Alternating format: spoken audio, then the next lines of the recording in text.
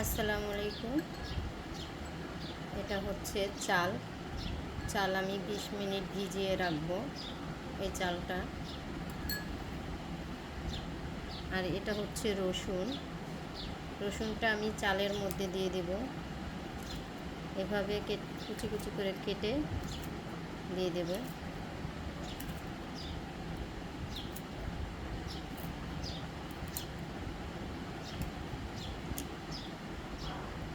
এটা হচ্ছে গোলাপ গাছের ডাল, খুব সুন্দর কলি আসে। এই যে দেখতে পাচ্ছ এখানে, এগুলো কিন্তু কলি আসারই, অনেক প্রচুর কলি আসে। এর জন্য আমি এটা দিয়ে চারা করব। তো চারা করার জন্য এইভাবে রসুনের মধ্যে কিছু সময় রাখতে হবে, আর এই ডালগুলো কেটে দিতে হবে, পাতাগুলো।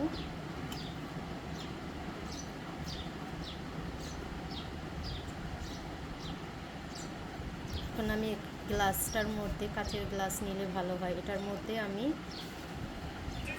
এই কাপ এগুলো দিয়ে দেব টিস্যু। আপনারা চাইলে অন্য কালারের টিস্যু নিতে পারে।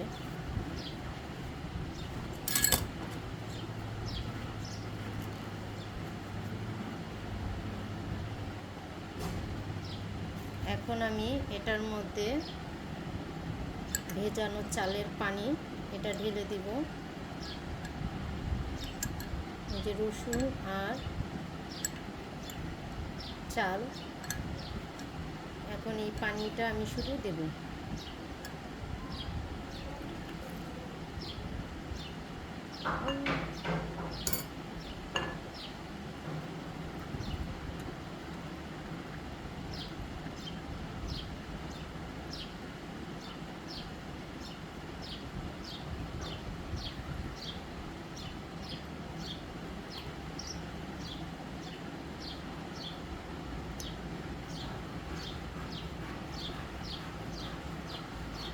এখন আমি এটা খুলে নিলাম, আর কিছু টিস্যু দিয়ে পেঁচিয়ে নিলাম।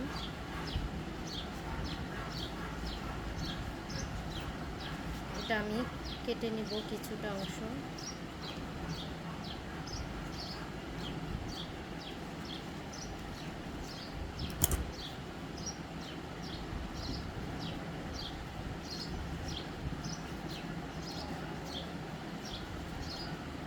এখন এটার মধ্যে দিয়ে দেব।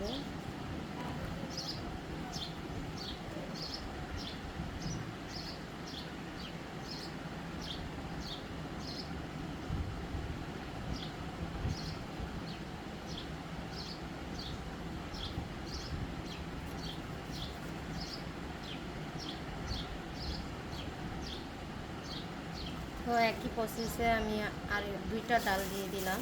এখন আমি এটা ঢেকে দেব পলি দিয়ে।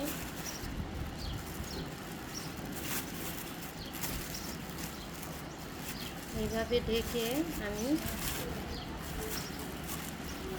প্লাস্টিক দিয়ে দেব।